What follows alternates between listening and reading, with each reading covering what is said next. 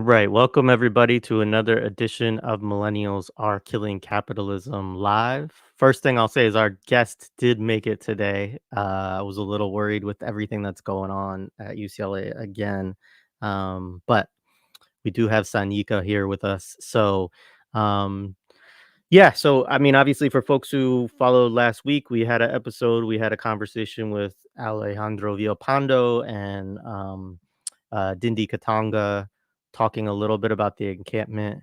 Our guest was detained literally at the time, and so wasn't able. So we've rescheduled that. Obviously, for folks who are paying attention, there's a lot going on right now. There's protesters, UCLA, that are currently being detained, and maybe we'll say a little bit about that today too. But let me just introduce our guest, and we can get into it. Before I do that, make sure to like the video, subscribe to the channel if you have not already. We have some other great shows this week. Tomorrow we have Muhammad Abdu.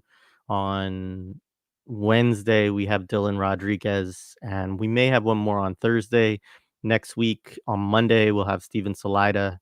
So there's a lot of stuff coming up again. And want to reiterate too, like this episode as well as tomorrow's are really directly related to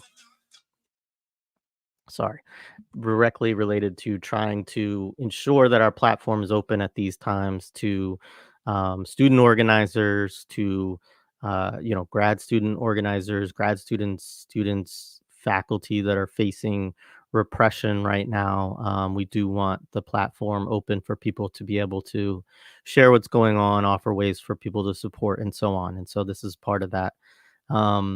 So with that said, our guest today is Sanyika, a current organizer in the UCLA a current UCLA grad student and organizer with the UCLA Encampments. Currently serves as the co-chair of the NLG at UCLA and is a member of Black Alliance for Peace's Southern California chapter, or BAP SoCal. So with that, welcome to the stage, Sanyika. Hi, thank you so much for having me. It's good to have you. I will say to folks, we had you on once before, prior to this, in a conversation we had, I think, about the organization Yeah. NNOC, right? So it was about Cuba and the embargo and work around that. So anyway, shout out to you, to your work there, and if people want to check that out, that's on the audio podcasts. Probably 2022, I don't know, but either last year or the year before.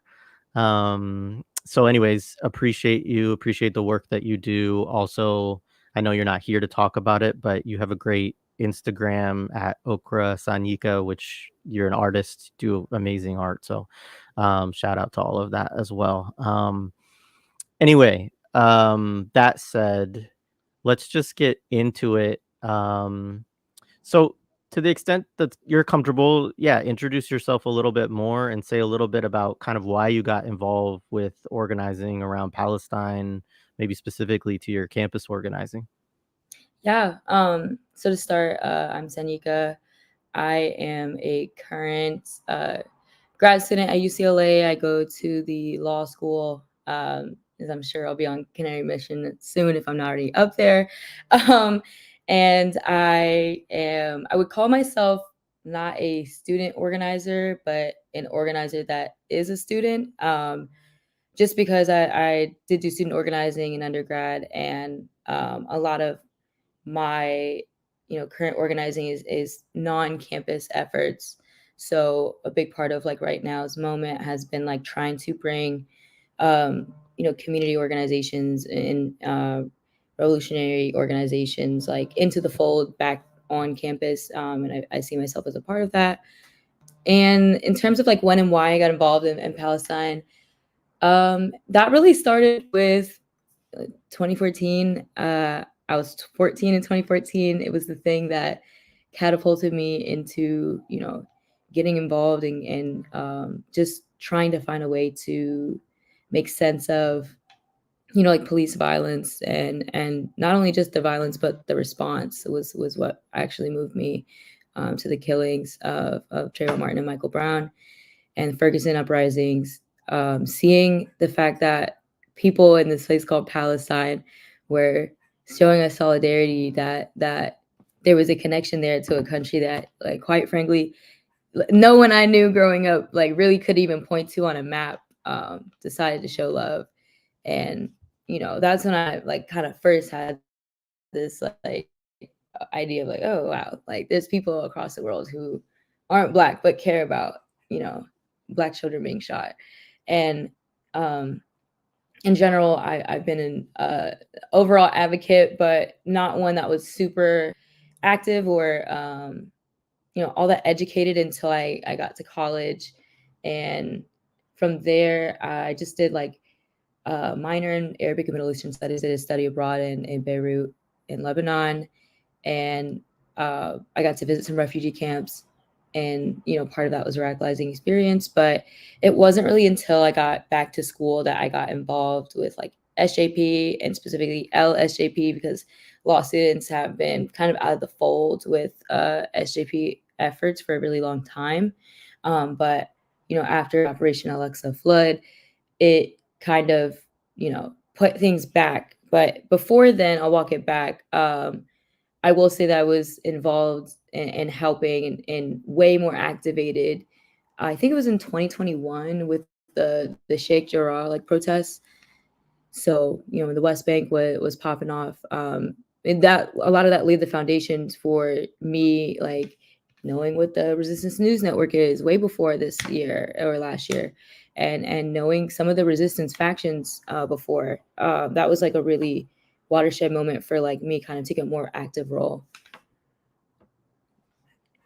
Right on. Yeah. I mean, I think I know I'm older than you, but I think a lot of that timeline is similar to me and kind of my politicization around a lot of these things. Um, so walk through. Let's talk about. There's been so much going on at UCLA.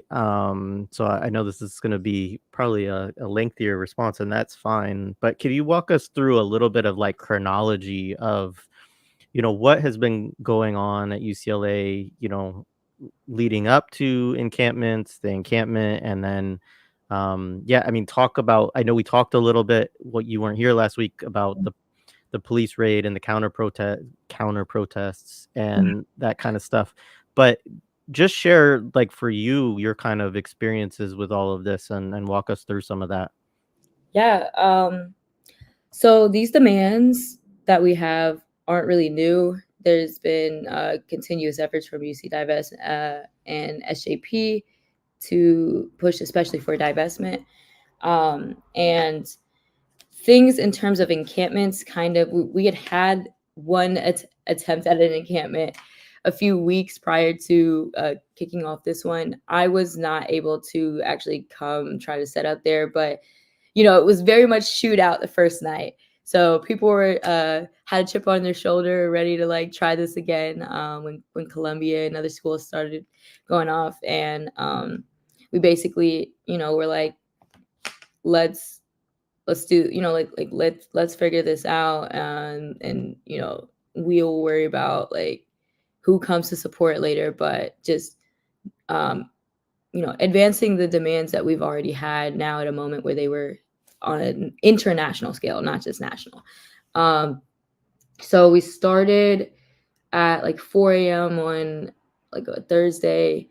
Crazy time, like, because we had planned that 2 days prior. We had 48 hours, but me specifically, I did push. I was like, just do it, because I think people have been thinking a lot too much about this encampment for something that could get swept up in like 2 hours. So like there's a balance, and we were pretty quick to set up, having the people ready and there at like 4 a.m. And even like folks had like U-Hauls, because you got supplies they gotta get, like, because if you just want to keep going back and forth between your car, like, that's a lot more attention. But I will say, to start, there wasn't really a response. We anticipated like a immediate sweep, and that was not the approach that the university took. And I think as we talk more through these questions, it's going to become like more and more obvious as to why, and how that's actually a strategy of theirs. But Zionist counter protesters they were there first few hours after the encampment was set up. And that was something that we didn't take into account as seriously as I think we should have, because we didn't apply our specific conditions being in Los Angeles to our encampment. We relied on the lackluster counter protesting efforts for the past few weeks. We relied on looking at Columbia or even like Humboldt, like being like, well, there's not really Zionists there, so like it was a severe underestimation. And police presence kind of didn't actually come until the past few days. It's been mainly security that's been hired by the universities, like security contracting. So people who can detain people, but they don't really arrest people or really do much of anything. And as we've seen in some of the video, I mean, obviously we've seen the police choose to take a very lax stance in many instances at UCLA, but especially security, they don't get paid to do that. They quite frankly don't want to do anything more than give people advice. But yeah, I think and to go from timeline, so we set up on that Thursday. I don't even remember the day at this point. And I think the first few days, like the buildup of the counter protesters was like steady. It was trickling in, and we noticed something was very, very wrong when we had a person who wanted to be involved in this encampment who is deathly allergic to bananas. And I know this person personally. It's an airborne allergy. It's extremely serious. And we had a no bananas rule at the camp specifically for that, even outside, because it was just that serious. And I noticed like 1 or 2 days in of the protest, like counter protesting, they had bananas. They had bananas, like throwing them into the crowd, like not knowing who the person was, but in an attempt to like have like clear like attempted murder. And one of the ladies, I think she's like been put online. She's like a doctor even. So how serious this banana allergy is, and that's why you're like, what, like let's just throw these in. That was ridiculous. But that was the start to kind of show us like these people are pretty serious, like about like harming the people inside the camp. And the escalations continued. They would just come and blast music at 4 a.m. and they would play songs that they would use to torture Palestinians. If you really want to know what like Zionist counter protesters do, look up what the IOF does and look up what settlers do in the West Bank. It's not going to be much of a difference. And that's something that we have to rely on as students and understand, like that a lot of these like Zionist counter protesters either have experience in the IOF or like are currently in. So they're gonna do what they know how to do best, which is like terrorize. And so that escalated very quickly to the point where they actually had set up a counter. It's not really an encampment, but an area that had to be fenced off as well. And that then they put this giant ass screen up, and we're blasting music 24/7 and blasting like these Hezbollah videos of babies screaming and crying and air raid sirens. And again, like they would come at night.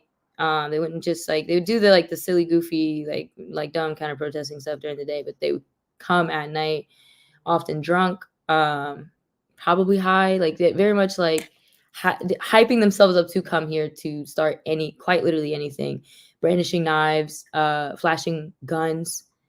And just understanding like when the sun went down, that was when we needed the most like principled people to be doing security. And security is also another thing that I think we can talk a little bit about in this question, but we had to take that extremely seriously. And there was a lot of people who felt a way about that, like being, carceral or not being, open enough. And it was like, when you have people trying to like kill people based on their allergies and knives, we had to take it seriously. We had to take responsibility for the lives of the people who had trusted us to be in this camp, because despite all these things I'm talking about, we got a huge reception.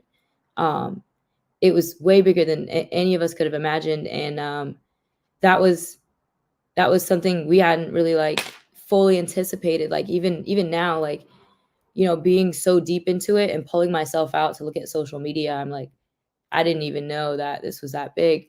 So, there were children there. There were lots of disabled people. There's lots of Muslims, including myself, and we we had to take the security thing like very very seriously, and we had to start implementing measures of how people got in and out of the camp, simply because there would be Zionists who would try and come into the camp, trying to like hurt people, trying to disrupt, trying to dox people, like going undercover and like filming everybody. you know um it was way too much to like not try to mitigate as much as possible. But again, as the Zionists counter protesters kind of escalated, we thought would be like the most on that Sunday where they had the rally, but they actually kind of it was a lot, but it wasn't anything like that night. I think it was like Tuesday night that they actually came out in full force. And they they were like very serious. Like I wouldn't say they were organized, but they were belligerent in a co-directed fashion, and they had security would just stand there. And it's not like I expected security to do anything, but even like they got pepper sprayed by like the Zionists, and I was just like, I wouldn't take that personally. And the security was like, we're gonna get up out of here, like. And we knew that, which is why we had such a militant security force that had to be ready to mobilize and had to be ready to like stand their ground. um and the first thing that they came for was barricades, which I think is also an innovation that we like. Not that other people didn't have barricades, but I think we were very serious about the barricades from the start. I think we fortified them extremely well. And the barricades didn't actually come down until the cops had to bring tools to take them down. So I think that shows the merits of using barricades if you can, if it's a tenable position. But the Zionist main goal was like running up and taking down as much of the barricades as they could, jumping on them and pulling them off, beating people with the barricade pieces that they pulled off. I had a neighbor who I didn't is not political in any manner whatsoever. Just a very polite neighbor, also a student, and he was like on the front lines, like just absolutely pulled in to protect his classmates and protect his peers and community members. And a lot of people were injured, and that's something I think we have to be honest about. A lot of people were injured. A lot of people went to the hospital. And the Zionists, they used all sorts of things. So they had you know they had some flashlights, but mainly like mace and pepper spray, bear spray, or bear mace. Again, knives. They using any projectile that they could. They had like these like noise making apparatuses, which I'm not gonna lie, I'm kind of mad we didn't have some back. But just like kind of just disorienting and spraying anything and everything at people. But most of all, like they were just belligerent enough to like physically beat and jump anybody that got too far out of the barricades. And yeah, I mean that was a strategy. And then they pull out the fireworks and just started shooting them straight at the camp.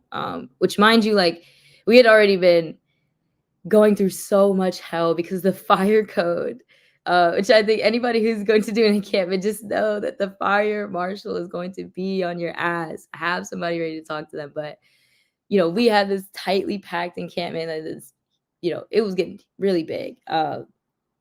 Huge fire hazard to shoot like fireworks at an encampment like that.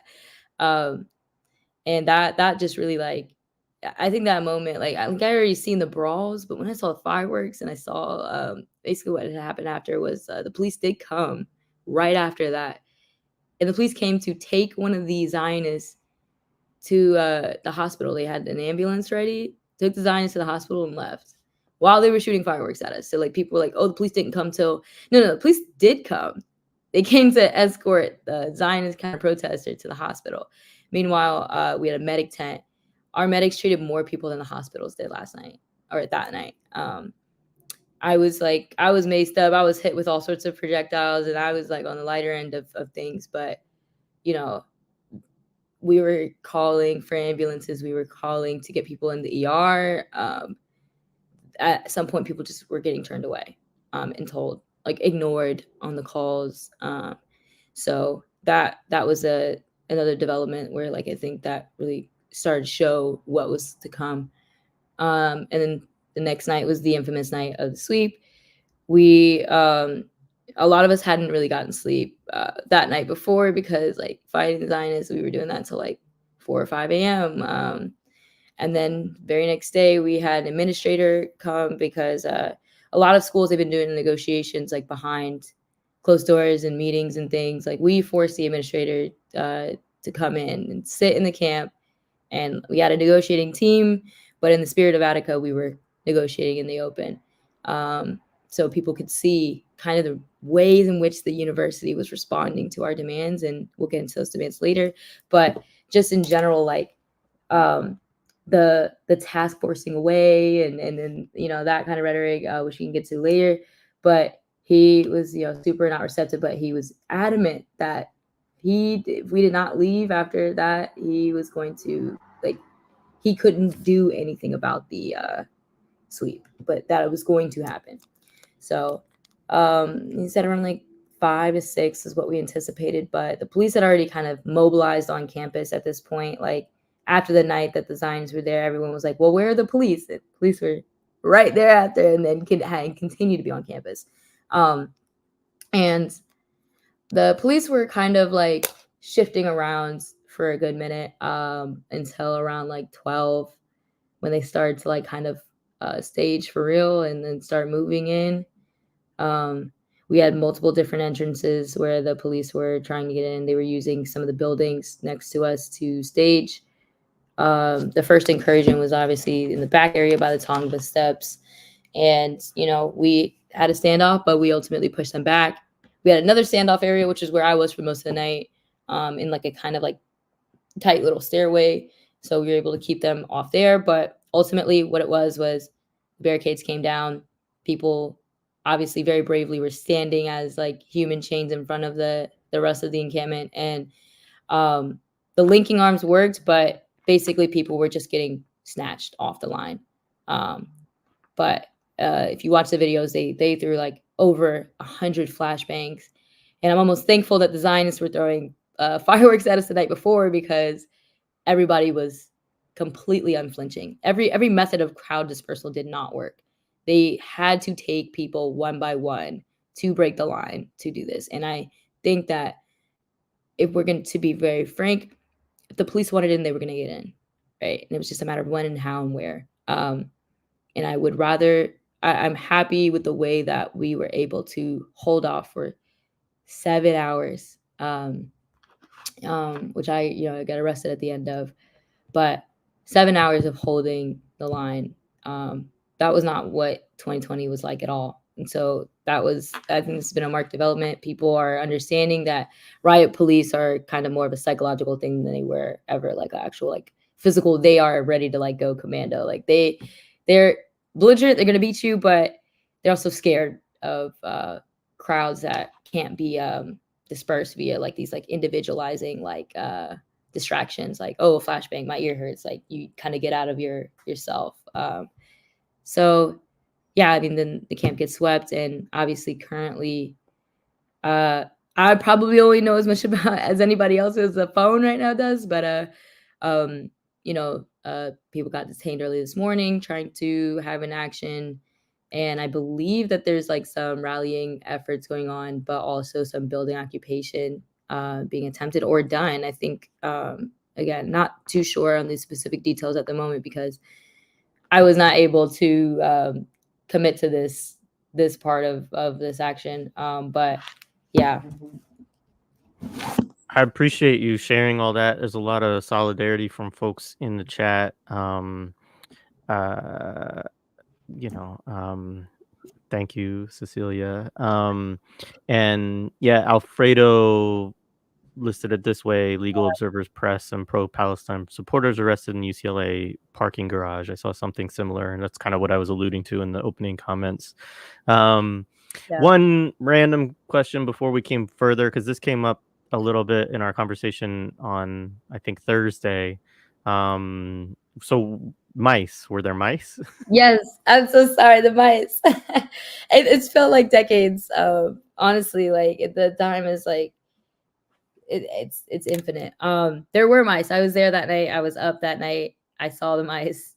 I didn't see the bag get thrown down, but I quickly ran over and yeah, there were mice with these like I don't know if they were like lab mice who had just been taken and put there, which raises all sorts of questions as to like, what experiments were done on these like lab mice. Like, why would you pick these mice? You could go to PetSmart and get those mice or even dirty mice off the street, but you pick lab mice, white lab mice. Um, Very strange to me. And yeah, somebody just came in front of security, threw a bag down full of mice, which unfortunately killed a good amount of them, and just ran off. And the mice did have like weird, like again, injection marks on their backs. So I'm just assuming they're lab mice who've been tested on.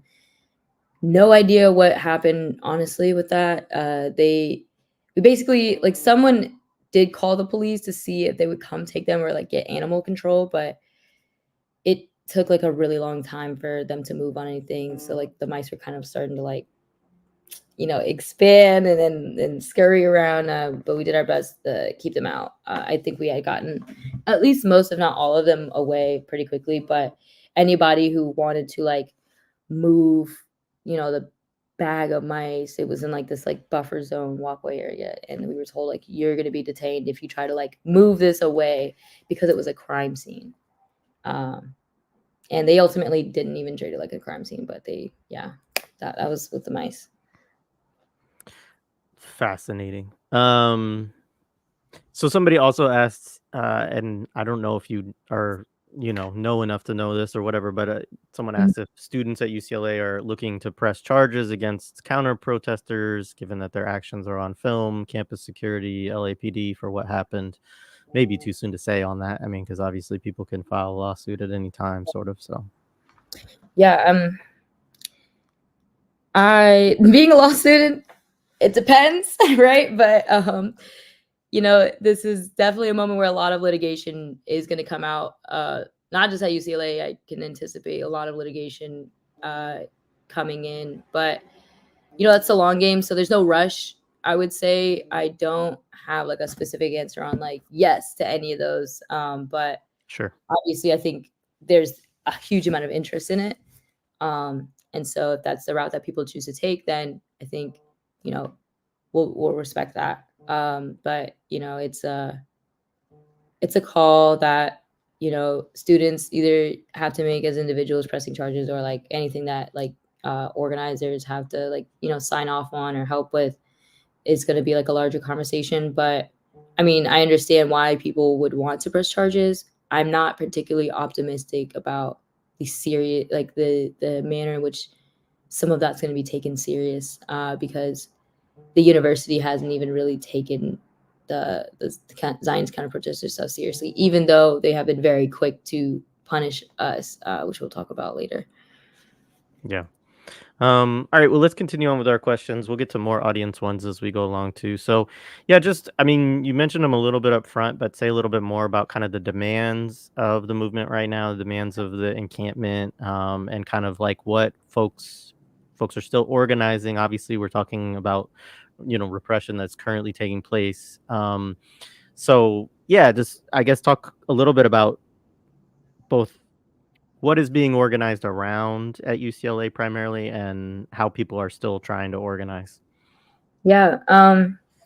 So the demands are first to divest, and what we mean by that is to withdraw all UC wide and UCLA Foundation funds from companies and institutions that are complicit in the Israeli occupation, apartheid, and genocide of the Palestinian people. The second one is to disclose. That's going to be about providing full transparency to all UC wide and UCLA Foundation assets, including investments, donations, and grants. So knowing where the money is important.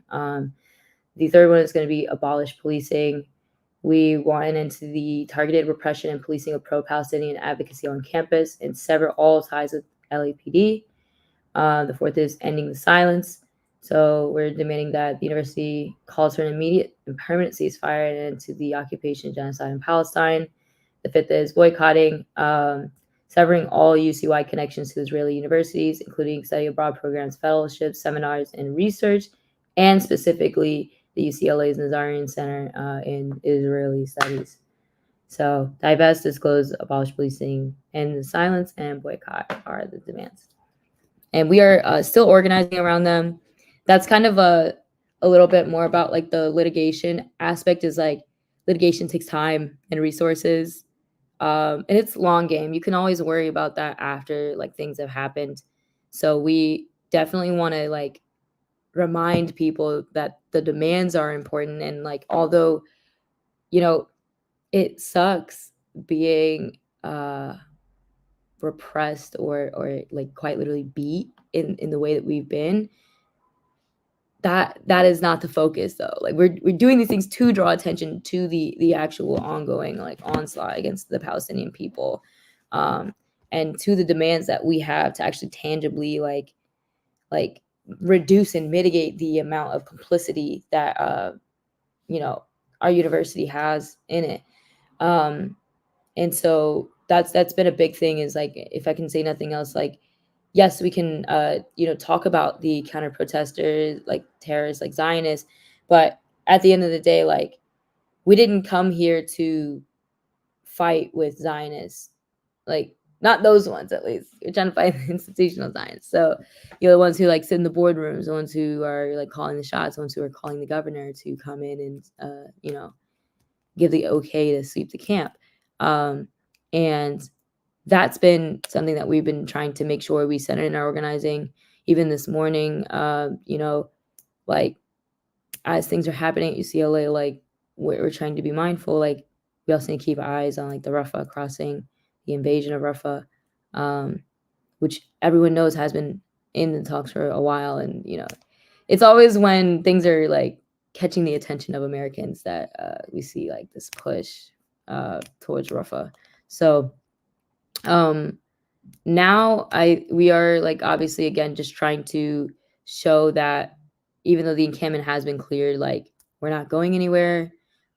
Struggle comes in waves. We can't always just like do the same thing right back up again. And partially like what is going on now is like people are mobilizing to show like that we're still here, these demands are not met, and you're not serious about meeting them, but we're going to keep pushing them. So any means that we can to continue to disrupt, I think, is enough. It might not be encampments like continuously, but if you look at lessons from the divestment from the South African apartheid regime, it took different it took multiple semesters and years, and sometimes it'd be a sit-in, sometimes it'd be a building occupation, sometimes it'd be a rally. So being fluid like that is mainly the concern, because the demands are foremost, and our publicity as like organizers and militancy are kind of second, because we should be militant in advancing those demands. Much appreciated, and I appreciate you bringing up Rafa because I was just about to do the same. I mean, obviously, there's a dispersal order I saw as I woke up and looked at stuff this morning where they're supposed to go to Khan Yunis, which has like totally been devastated by bombing and stuff, and so yeah, and supposedly in preparation for the actual invasion. And so very important what you all are doing, and everybody that's struggling ongoing and today, but yeah, that's obviously should be top of mind for all of us as well.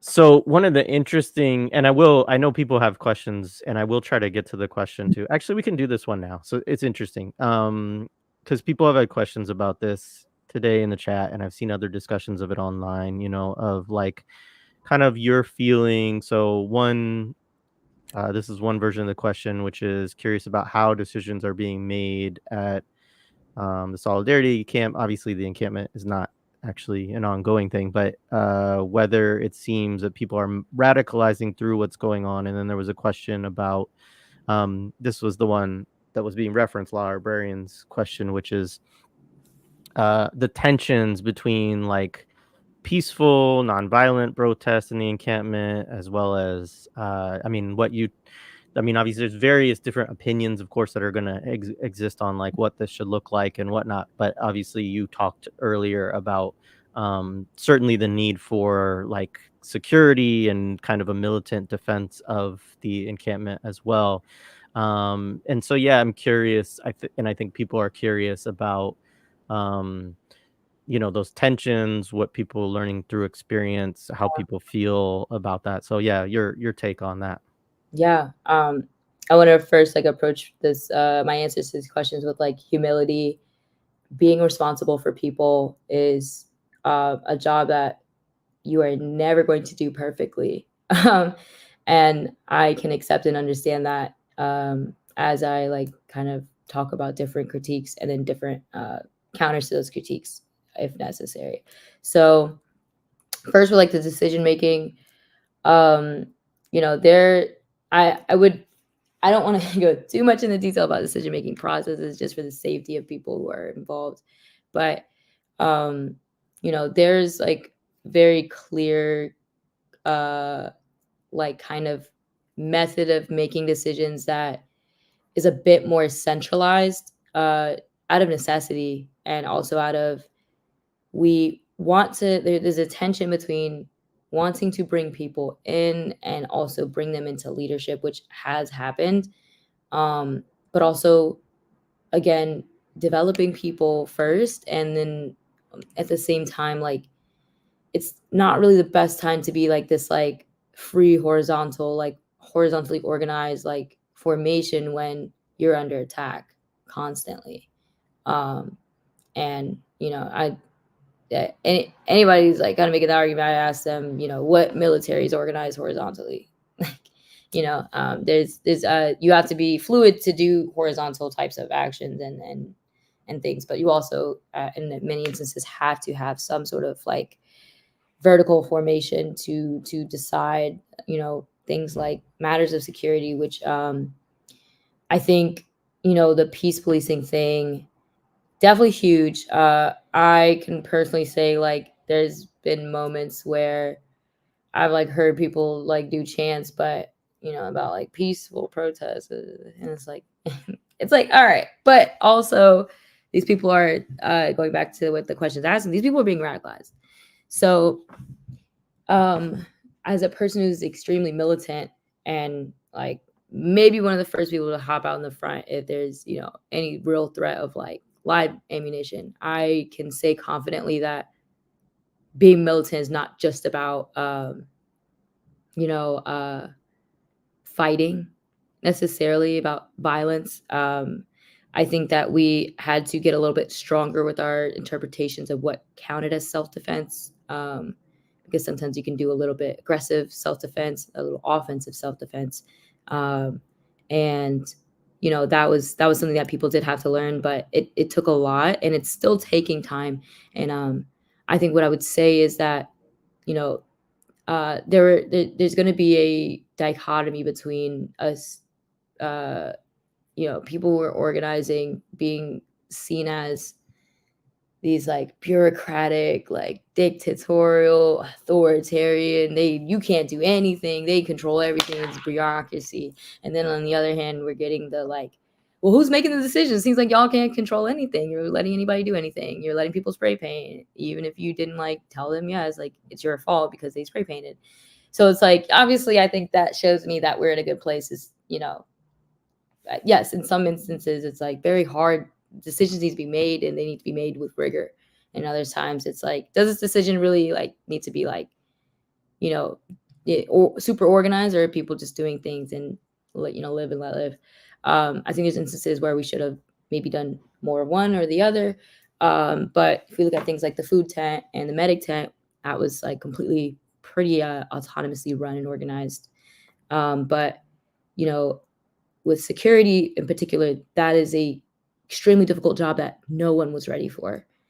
If I'm gonna be frank, I've never run security. Like I like fighting people. I don't run security. And it's not just about fighting people. It's not just about beating up Zionists, which like obviously is really cool of an idea, but is it practical when we understand that yes, the security is ignoring them, the police and security are not going to ignore us, and we need to understand that. And then also you know, people who were like screaming peaceful protests, like again, not the most helpful, but things kind of start to get muddy and hard when you have security people you see with like vests on because we want to train people and we want those people trained to be able to like do security. But then you get to the I think which is the most common problem, even when we talk bigger scale like revolutionary formations, is when you get these middle people, provincial governments, state, local people. Those are the people who start to kind of get a little power hungry, and push down or impose without any regard for the central leadership or from the masses. So that's a position that I think a lot of people in security kind of became. And honestly, like, was everybody who was wearing a vest trained? And it's like there were definitely things we could have done better about that, but we weren't like there wasn't like any formalized call to peace police people. It was a lot of different opinions on the security issue and a lot of different opinions on what it meant to keep us safe and then what it meant to show and to put fear into those Zionists because they felt comfortable coming and beating old women, coming and beating and giving rape threats. Like there was a point where we did have to put our foot down in many instances.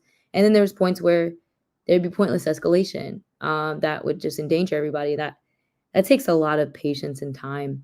Um, and I ask that, people who see these videos of peace policing or just give those people a little grace. But also, that's something that I'm going to take responsibility for, and other organizers are going to take responsibility for training these people and getting to the same page. But I think things escalated so quickly.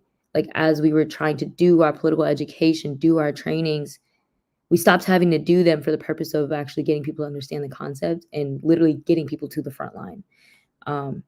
And I'm not sure if there was much we could have done to prevent that, to give people the political education that they needed before, because we just weren't ready for what was going to come. I think we're ready now.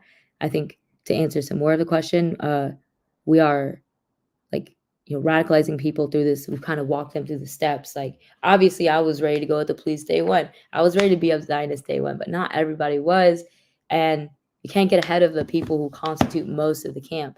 So like I think each step of the way, there was a person who I knew like didn't like that we compared LAPD to the KKK.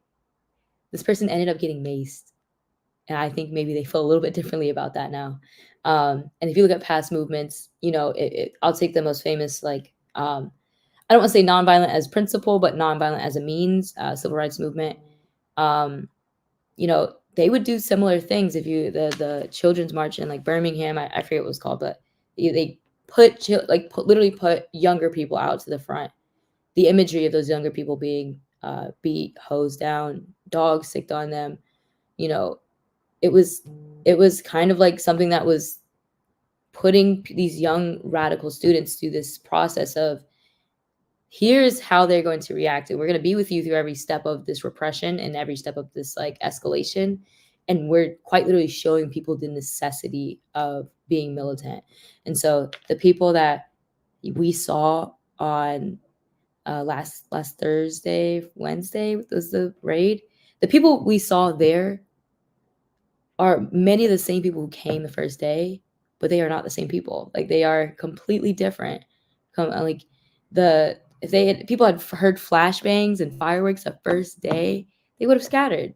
So I think I'm going to give us some credit in the fact that we had collectively radicalized ourselves and hardened ourselves with each step of the way. And quite honestly, like that's been a benefit of having Zionist counter protesters before police. Is like there is this entity that like people you can be a little scared of, and like they are very belligerent, but also like you can get a little rough with them too, and you can they don't look so good on like media. They know this. They have terrible media like presence, so that's been helpful for us. But yeah, I think that answers the full question. But if you see any parts that I left out, please let me know. No, I think it's a great response, and like, I mean, I think any of us to try to put ourselves in your shoes, right? And say like, have all these people come together from all these different levels of politicization, radicalization, politics, comfort with militancy, nonviolence, liberalism in the mix, all of these things, right? And try to on like day 1, 2, 3, if it even got 3, like go through like all of these levels of attack, and then be in a place where the night, like the when you all got swept, I remember going to bed because I'm on the East Coast, right? Right. And thinking like, wow, this is so inspiring. And even when I first woke up, because I wake up early, take my kids to school. I was up at like 6 a.m., right? The camp didn't fully get swept until close to 4 my time, I think, which was like, or close to, sorry. I was like 7 a.m. my time, which would have been like 4 a.m. your Mhm. time. Like something somewhere between like 3:30 and 4 is when they finally like got through the barricades and started to like really clear it out. All that to say, I went to bed and woke up first thing in the morning with like these inspiring videos of y'all holding off the police all night long, of all this solidarity from people coming out from all over LA to like fill the steps and everything else. And so like, um yeah, I mean, I don't know. I do understand people um being critical, and I think sometimes the criticism actually comes from a really good place of people who have been through similar experiences, and like hang like, hey, this is what you need to do, this is where you need to take it next. And I know it's hard like to wade through some of that stuff to see like what actually is like good advice, information from this, and what is just somebody who's just wants to talk shit online, right? Like, which happens too. Yeah. um but I do think that, and of course recognizing that there are different perspectives on some of these things, right? Like some people would say like, no, it should be more horizontal, and this is how that should look, right? Like, fine, those are people are going to have differences of opinion on some of that stuff, and ultimately like it just comes down to what you all are able to do, and put together with the people who are actually there in the space, doing the work and making the decisions. And I just applaud you all for all of it. So yeah, I appreciate the candor in the discussion. um so I want to talk about something a little bit, because this came out, like this was kind of like day after or whatever. And I honestly, I mean, there's a few thoughts I have on this. So there was this person who's like an IOF counter-terror like consultant, essentially. Yeah. Um, and so he was shown in him show videoed himself, right? I think he had a kufiya on, Yeah. like to hanging out with LASD, which of course is, everybody in LA knows the infamous like LASD gangs and all of this stuff, and talking about, I think he had said that he had done a little operation like surveilling the camp or whatever. I didn't like, a lot of this is like, as I look at it, is this guy trying to promote his own business to like law enforcement around the country, right? And so like I don't know how even seriously to take this, except other than to say that I think one of the things very much revealed by that, and that if people weren't aware, is like how embedded the IOF is in counterinsurgency, counterterrorism within the United States, as a consulting force, as what gets called the deadly exchange. I think I think folks in Georgia came up with that, or maybe other folks have come up with that phrase. But anyways, this, people are pretty familiar, I think, with the idea that the IOF and police forces like work together and kind of consult, and there's training and exchanges that happen.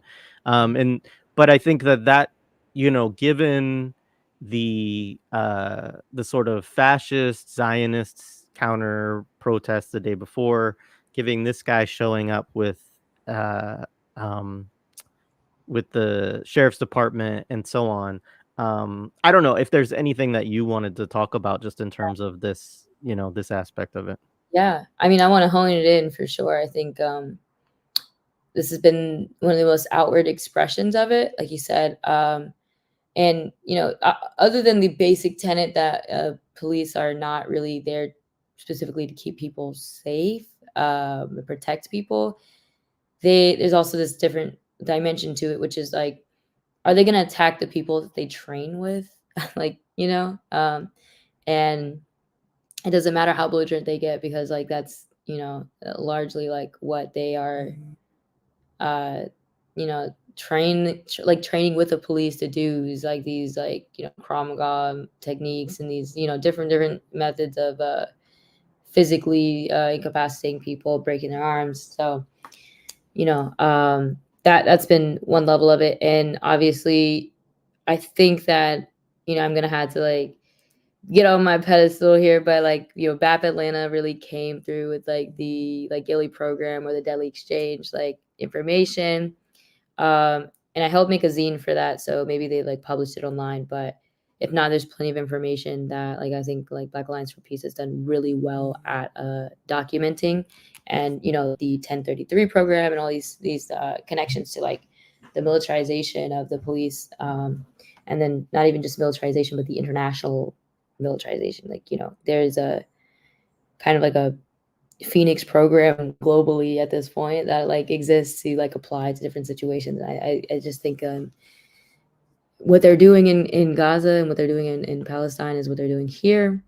And I know people say that, and I feel like sometimes it's just like a LARPy like solidarity tweet of like these old like tear gas canisters from 2014, which is a decade ago. I can't stress enough how crazy that is to me. But it's very real still. And especially in LA. So I think, it one, like I think that, and this goes in hand with the invasion of Rafah, but like it's been made very clear that the current American regime does want to double down on its support. And obviously, again, we can talk about that later. But with that, like, I think a lot of that has been pushed and solidified by the police response. And I think that goes to show the deep material interest that the police have in protecting and maintaining their line with the IOF. And honestly, like I think if some of these people did actually get arrested, I think more things would come out about like the nature of like, why are they actually at this like counter, are they like a genuine live in LA counter protester, or are they like here, like were they sent here, are they like acting in any official capacity? We don't really know. And I think obviously this one guy who's like doing security consulting, like you said, like trying to kind of advertise himself, because again, a lot of militarization is privatized. So I think it's really good that you brought that up. But I'm definitely kind of leaning on the fence about whether or not there might be some people who are actively working within some sort of uh, capacity still, if officially, or at least consulting them about how they can best do this like domestic counterinsurgency. Obviously coordinating with the police. I remember when I was sitting on the curb, my like arms zip tied behind my back, I look over to the camp, and obviously I see it's just completely decimated. And yet at the other side, like right on the same lawn, pristine is their side, with the huge jumbotron, which I'm pretty sure only came down so they could move it to like USC. But that wasn't like, and we were told the camp was swept for our safety, but like I think like a large part of this safety issue was the Zionists like blasting, atrocity propaganda and psychological warfare. But again, we can't ask the police to like take a stand against their own. Like this is like, to them, they very much saw these counter protesters as an extension of themselves. And I will just call back to Tulsa or Greensboro, and any other instances of like these like deputized forces or paramilitary forces, that are basically sanctioned by the state to go into jails and take people out of jails to then administer like this like punishment of lynching on people, and primarily Black men. And that parallel to me has been one like a lynch mob is like, it's like interesting, but even more than that, I think not just a lynch mob, but like the KKK, like organized, state sanctioned, tax exempt like organizations that are doing this. um that's like state sanctioning. They are like literally kind of using, if anything, I think there's an even higher level coordination where these counter protesters are kind of like the first like force to kind of, in a subversive way, undermine the encampment, take away from the demands, and draw attention to the response that we give, which is why I take the security thing seriously enough to like understand like we can't always escalate, because like that's kind of the point that they want us to do. And it's not like, oh, they go low, we go high, but it is, these people are not just like acting very they're not on their face. A lot of them might be like genuinely like feeling the way that they are, but there's a number of them who are coordinating on a higher level with the police to kind of build a legal justification for why the camp needed to be swept, and why we are the belligerents, why we need to be repressed. So I think those are my thoughts on that, but things change constantly. And we've definitely like got our eye on these weirdos, but they have our eyes on us too. So it's important to keep in mind. Appreciate that. I'm gonna take a quick moment because there is an important news item going on right now, and I just want to pull it up on screen just to walk folks through it quickly. So just just today, so at this point, this is from Al Mayadeen, which people don't know. It's news Yes. coming out of Lebanon. It's the English version. But anyways, so Hamas did agree to the ceasefire proposal today. And uh, we'll see what this means, because also what I'm seeing reported is that Israel is calling it a ruse, which of course they are. So anyway, I did want to note this for folks because I saw someone mention it in the chat, and they agreed to a proposed prisoner exchange and ceasefire deal with the Israeli occupation. Um, it's that one of the hangups was that Zionists have been saying that they won't accept any ceasefire deal that leads to an end of the war, which of course what's the point of that? The ceasefire that's not a ceasefire, but apparently Hamas feels that this has a formula that would lead to a ceasefire, overcoming that dilemma, and that they've been very flexible, and the ball is now in Israel's court.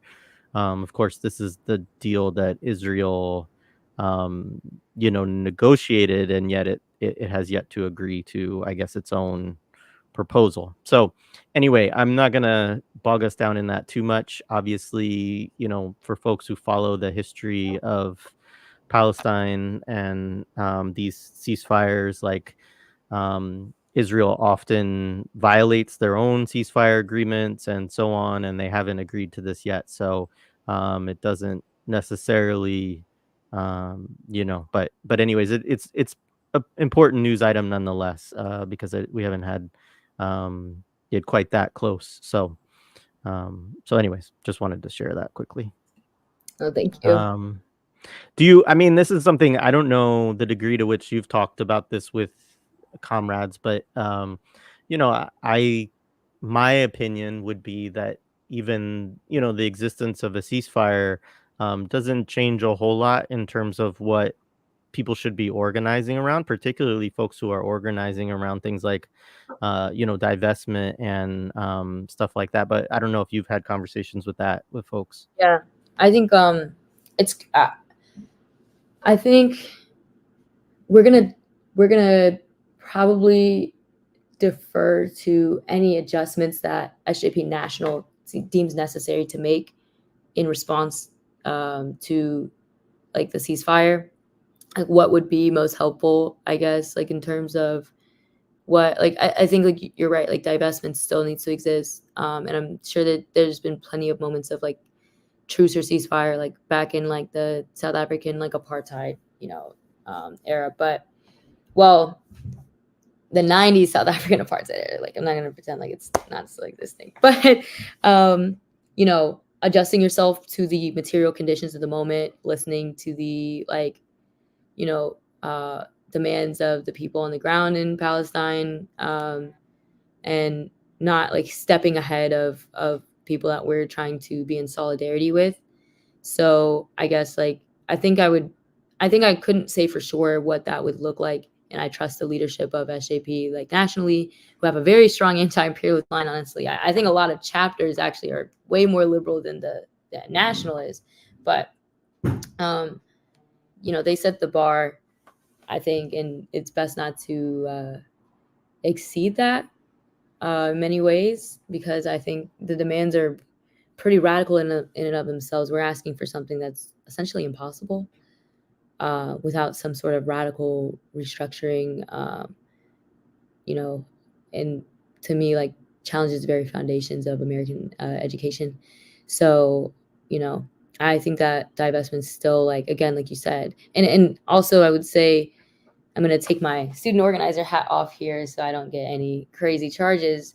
But just speaking very geopolitically and pragmatically, the resistance understands pragmatism as well. They're democratically centrally organized, like like you could, and like obviously if Hamas is not like a Marxist Leninist organization, but they understand the practicality of it.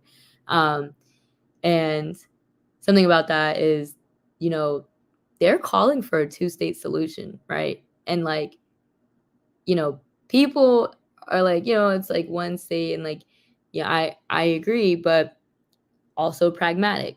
This is a body that is going to have to start playing ball, so seriously with the UN if they want legitimacy, and as long as the UN is still legitimate as it struggles, it's an area of struggle for them.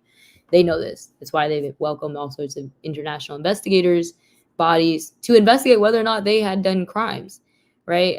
So that's something that I think, going back to some of the questions that people have, I honestly say look at the resistance. And it's really like interesting to note with the negotiation thing. I think we have a lot to learn from that, like just on a strategic level, because we even had people who have been calling us like collaborators with the admin for like, speaking with them like before negotiations about like what the deal is, like what is going on. Because again, you have to plan meeting for negotiations.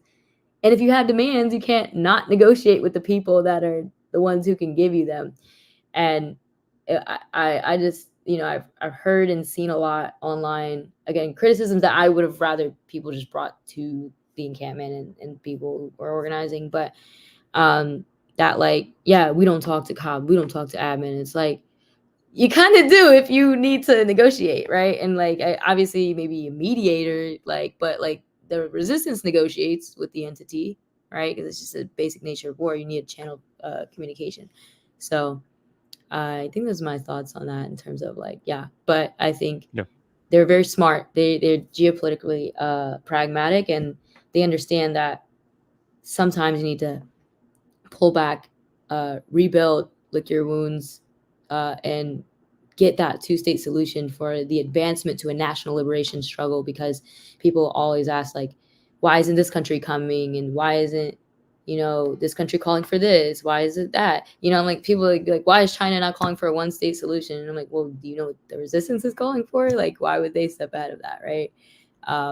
Just not even ascribing any intent there, but um, you know, they're smart, they're competent, they understand that it's a means, it's not the end. And I'm imploring people to also look at things as that as well, as they're thinking about organizing. What is the means, and is that useful to your end?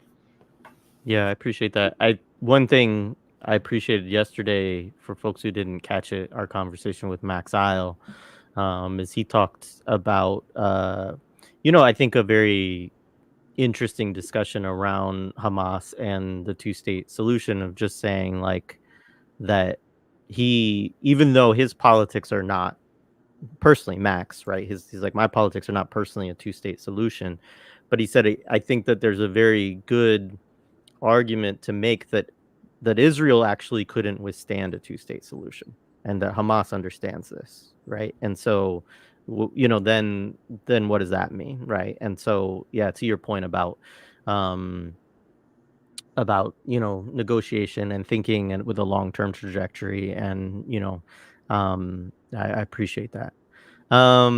So one thing, obviously, I mean, you're you're a subject of this. So students involved in these encampments have faced, obviously, repression. We talked about all that. We haven't talked much, and I want to, about the kind of media war and politician war that's going on against students right now, being slandered as anti-Semitic, of course, by Biden and Congress and the media, as well as all of the focus on saying that what's the word, little Gazas, or that that terrorism has taken over our campuses and things like this.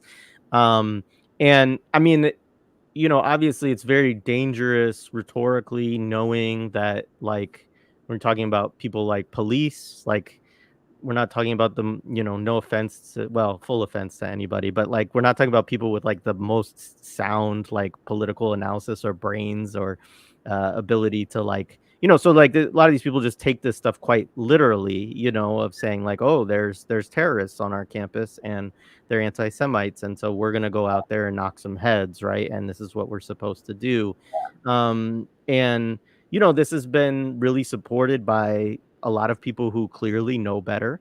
Whatever their political agendas, they definitely know better. They know that what they're saying is not actually the case, whether that's people within media, whether it's university administrators, for sure, professors, or folks in the political class. And so I'm just interested in your thoughts on this, and have you been surprised at all by, like, how eager and how quick that kind of narrative has taken off, or did you kind of expect that? I expected it. Can't lie. Like, I'm Black, so I think I'm always like you're just like pending anti-Semitic in that point. And it's always been a thing in our community, like, that gets brought up or also imposed on a lot of us. So I think, honestly, and then doing this work for a long time, you just know to expect to hear it. And it's not knocking people, but what is surprising to me is the amount of people who have had no idea what it is like to be a, like, supporter of the Palestinian liberation cause, and very inexperienced in, like, the kind of response that you get to it, even though, like, these are, like, age-old discussions. Like Hamas has always been a topic of conversation, like, way before Operation Al-Aqsa flood, because it's not just a date. I'm not gonna 9/11 that. It's a military operation that was successful. But I'm not surprised, and I think that people are really eager to demonstrate that they are not anti-Semitic, which I think is great. I also think it's another one of those things that you're going to bog yourself down trying to play a game. Like you said, these people know they're being facetious. Like, they know that there was never a goal for you to prove that you were not anti-Semitic, other than getting in line with what the Zionist occupation wants you to do. And so I think there's plenty of, like, really good, like, resources out there. And I know, like, I guess people feel different ways about it, but Norman Finkelstein is just really good at what he does. And there's plenty of things out there for, like, people to, like, kind of reaffirm themselves. But I would honestly say, like, I guess I was a little, like, surprised that not surprised that they have been doing it. I'm just surprised they still see it as useful. I'm surprised that, like, when Joe Biden basically talks about UCLA, like that, Can you still see me? Wait, hold on. And hear me? Okay. Yeah, yeah, Um, yeah.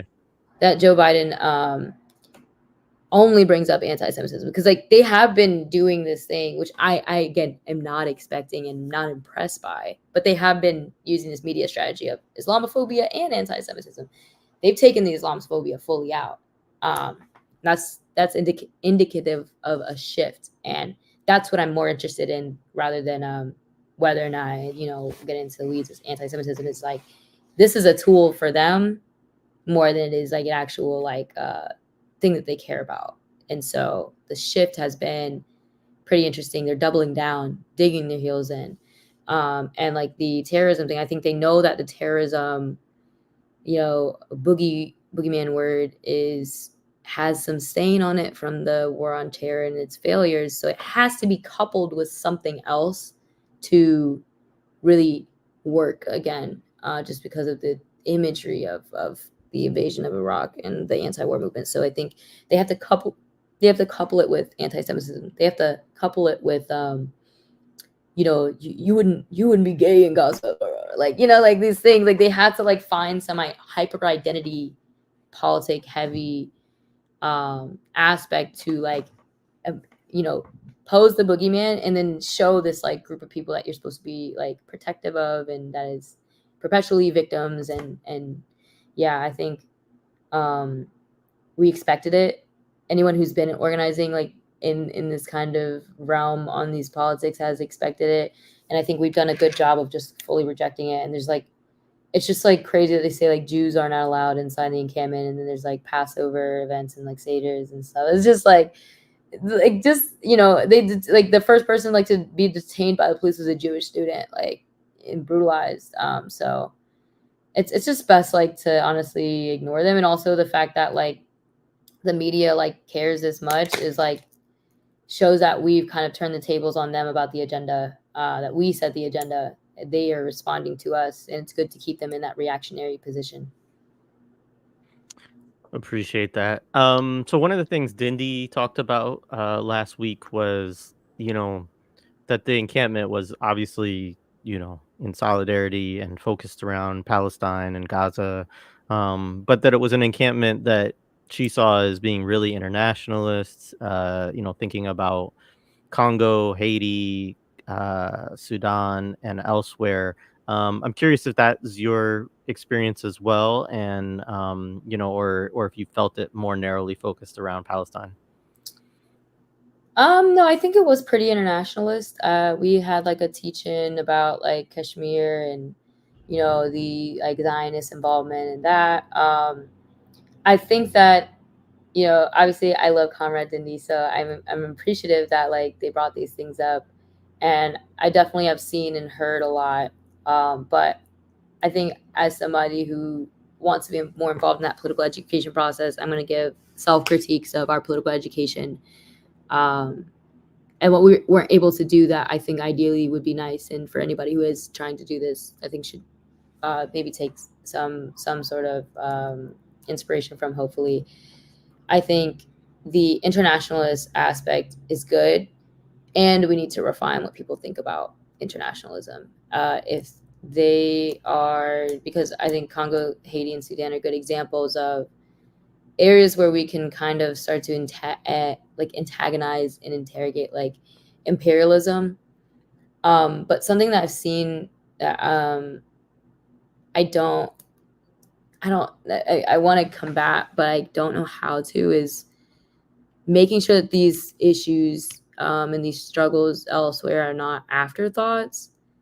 But a part of that is people can't only bring them up in relation to Palestine. So it's like a twofold thing, which is like with that particularly, like we have been pushing hard about Haiti. And so I implore people who like actually really care, like to tap in with me or Comrade Dindy or anybody in BAP and like support our like Haiti and America's team, our Haiti work, because it's not going to come from a Palestine protest. Like a lot of it, like I think there's points where it does need to be narrowly focused, and I think there's points where it needs to be internationalist in nature. It's a fine balance to walk, because you know nationalism can serve an end, national liberation can serve an end, but it is not nationalism in and of itself that we are looking for supporting. And I wouldn't think that's like the resistance's approach either.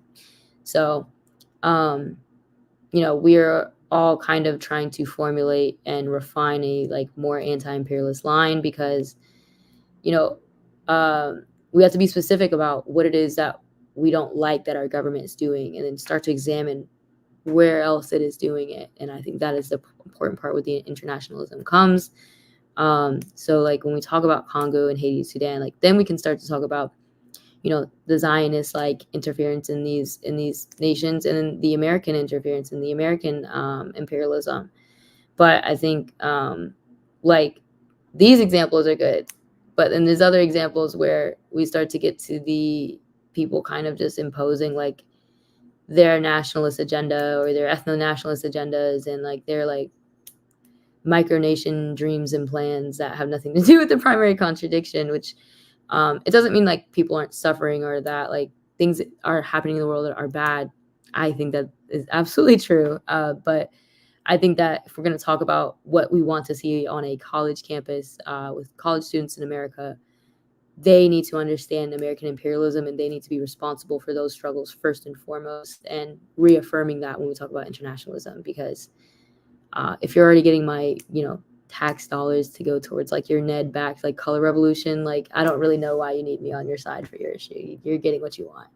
But that's a whole like, and I'm not gonna bring anything up because it's a whole like echo chamber to get down into, but just affirming the primary contradiction of imperialism. And right now, that is the forefront of that is the anti-Zionist struggle. Appreciate that. So you've talked about a little bit, but not really. So, the protests in the US, the student protest, student movement has been praised. It's been praised by, people in Yemen holding up signs, by groups like the PFLP, also Palestinian Farm Workers Union in Palestine. The other day, there was a really cute video of like school children in Gaza, and they had like University of California, Los Angeles on a sign of people that they were just showing love to. And so I'm curious, like, to the degree, I mean, I think I would understand this from your perspective, but also interested in people that are working alongside in the encampment. Like, do people see the struggle as connected to, this resistance movement in the region? Like, what does it mean to see Palestinians expressing support for your actions? Yeah. I'm sorry if there's a car in the background, but I think like on a personal level, I absolutely see these things as connected, but I'm gonna put my law student hat on. I'm gonna clarify that there's not a material, financial, direct connection to our movement and theirs. And sometimes it's okay to just be a fan, but um, there's a ideological connection. There's a it's above, it's extra material, that connection. Yeah, obviously for a lot of us as Muslims, there's a religious and spiritual connection. There's a number of different strands that kind of link us together in this. And obviously that's been a big thing, because I personally, as somebody who has organized more outside of college and campuses than inside, my initial reaction sometimes to like student rallies and things is like, is this useful? Like, and it's not like is it useful? Like, is it not useful to get students politically educated? That's always useful. But like, I'm always wondering, is it actually useful to the end that like, like to the overall struggle? And so the fact that, there has been this like recognition, um, that's like my like kind of in a way, it's not like a direct demand, but it's like, okay, this is actually like, you know, even if it gives people hope, like it is something that changes the ideological battleground that we're on. And when we talk about news and media, like these are the things that we should be covering, right? These are the things that like I want to circulate and make people aware of, rather than like what CNN is saying, what Joe Biden is saying. um and I think a lot more people are seeing the connection and at least understanding that the resistance is in many ways the tip of the spear here. Um, and that's been a shift. That has been a shift that I have seen and appreciate. And like the fact that people have not fallen for the imperialist propaganda about Yemen and like really like Yemen, and whatever political formations exist. I won't name here, but just seeing that, seeing people who would have called some of these groups like Islamist and fundamentalist groups, and understanding that there's many, like, despite the, I think, history that gets a little complicated about the relationship between what you call like secular communist organizations and like religious, and especially like Islamic, militant organizations. Like that connection is actually a lot more positive than it is negative at this point. And I think people are starting to stop drawing their lines. Like, I'm sure like before, Operation Alexa Flood on October 7th, people would be saying, oh, like, I hate Hamas. Like, I don't want them. And there's people who said it after, like, I don't want them in charge of anything. Da, da, da. But it's like, it's a democratically elected government. Like, if you're going to have an expression of the will of the Gazan people, like, that's probably going to be it. And there's not really another conduit for that. Um, and the fact that they have a joint operation with the PFLP, and the fact that some of the closest, like, geopolitical allies of the resistance is North Korea, like the PRK. That, that's not an Islamist fundamentalist country, but in Vietnam, like teaching them the tunnel systems because they have been united against imperialism, and it goes back to the thing we just answered, but that is why the imperialism contradiction matters so much. And that's why, the resistance doesn't see themselves as like a nationalist or like struggle per se. Like the national liberation represents a liberation of humanity right now. And so the fact that we have been connected to that, the fact that people have expressed support, the fact that children have like held up signs, like I literally was like sitting outside of jail when I like seen some of these images, and like I was just like, I'll go back to jail, like for these kids, for these children.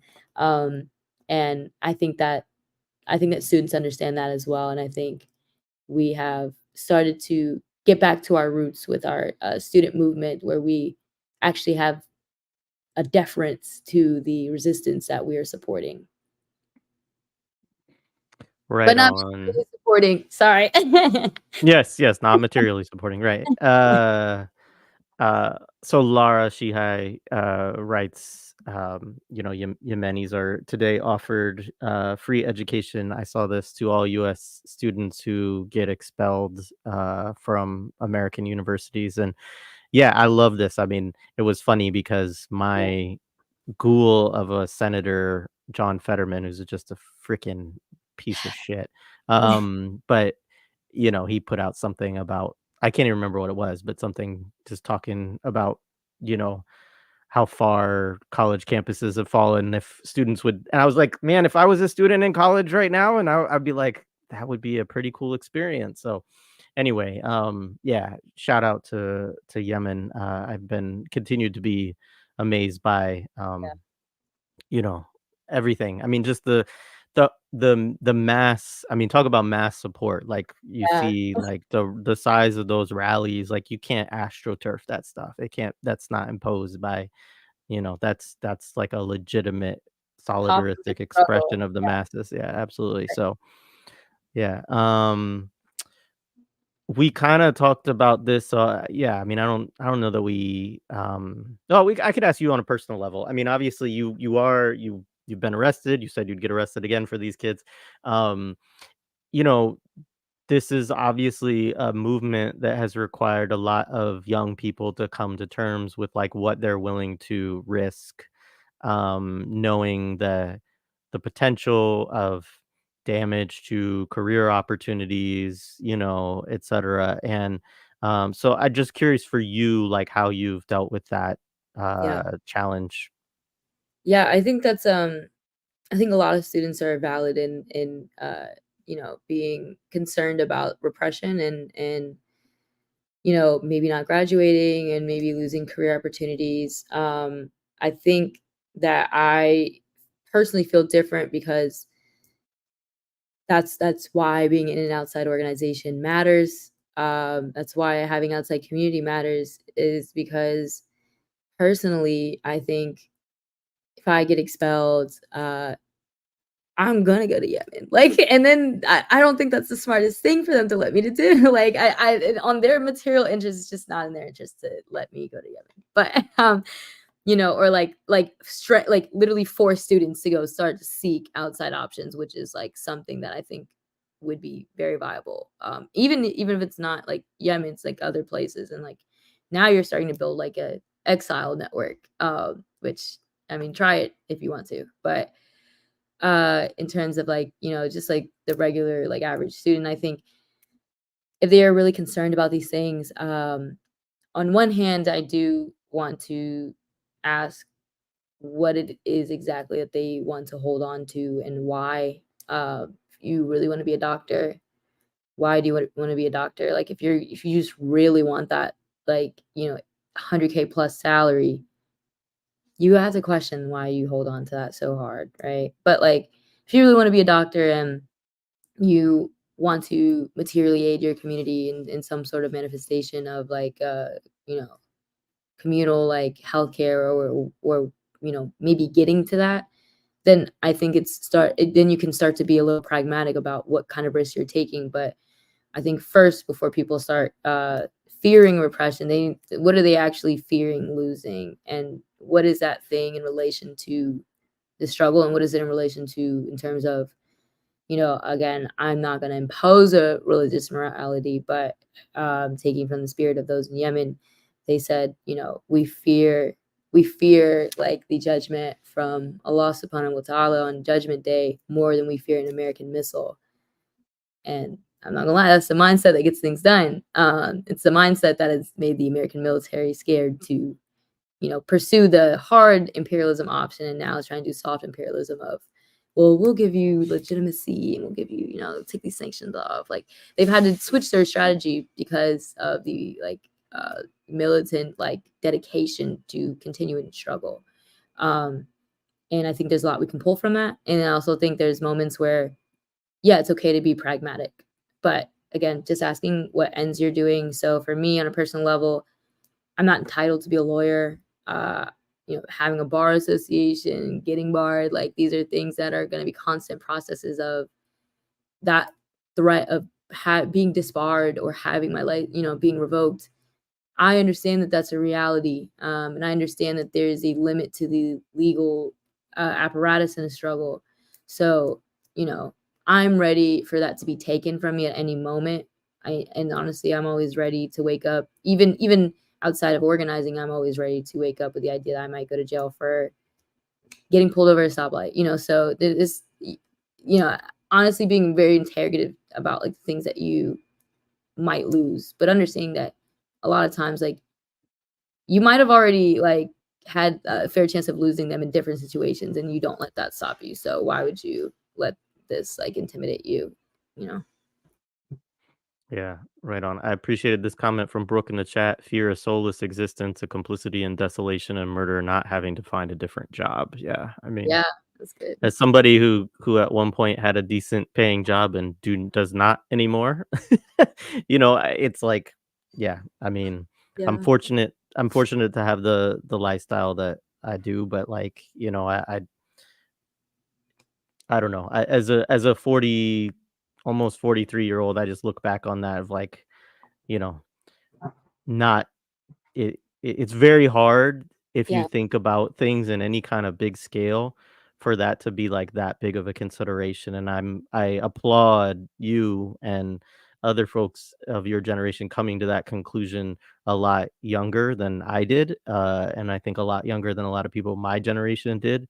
Um, for all kinds of reasons, but it wasn't, I think that probably a lot of that ideology has been eaten away, of this kind of like American dream, picket yeah, fence BS that, like, came out of the 50s and so on. But like, yeah, I mean, it's like I um I know that there's a lot of folks that we still have to interrogate those things and like what our investment is in the sort of spoils of like our little share of the spoils of this imperialist project, and why we're more beholden to that than to legitimate resistance and at least um, principled solidarity with people who are willing to take risks and face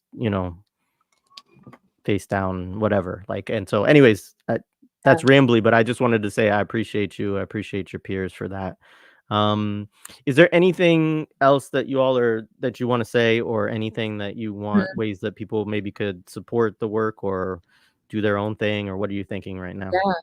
Um, I think, in terms of the UCLA encampment, obviously, UCLA is like SJP Instagram, which, like, I guess I should probably just say it as it is since there's a lot of little fake accounts going around. It's just SJP at like AT UCLA, and that's on Instagram.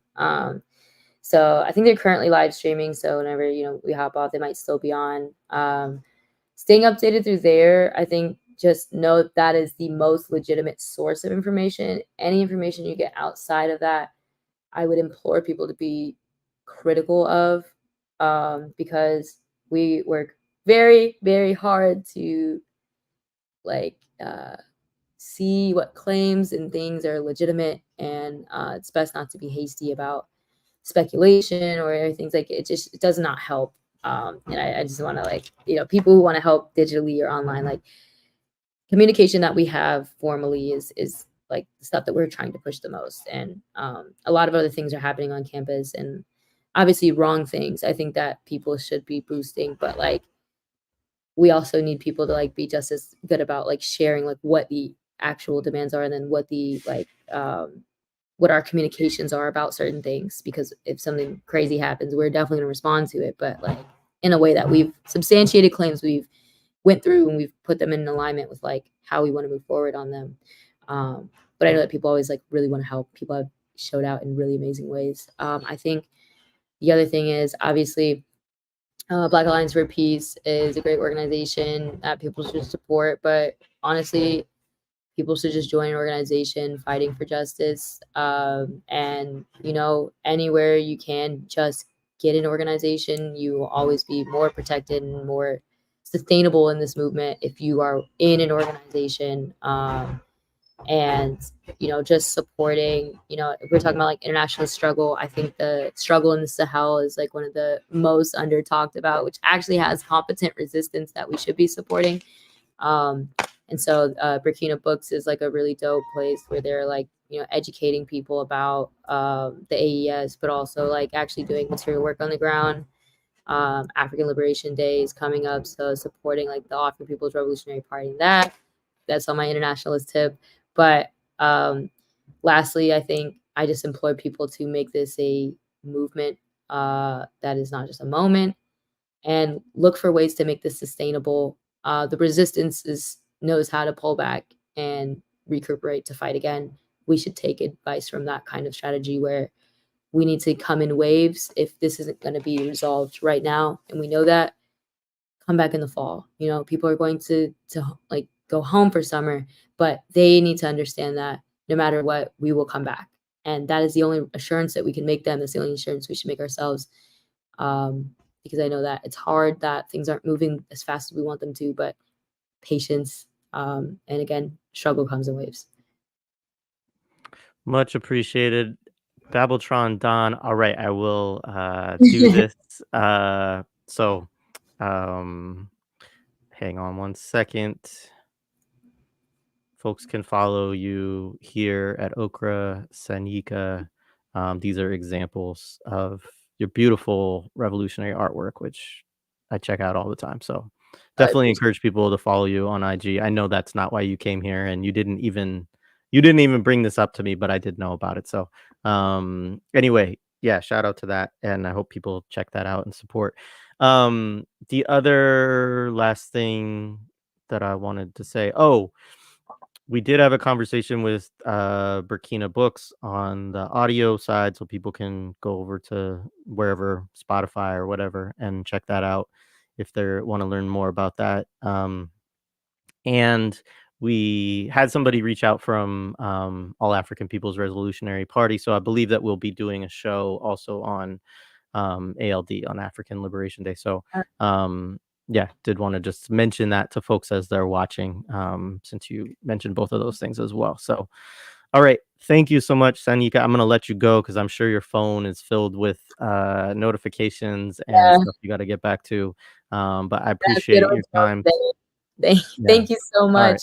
I appreciate it, and thank you to all the listeners. Thank you for the questions and input. I really appreciate y'all. All right. Have a good one. Peace to you.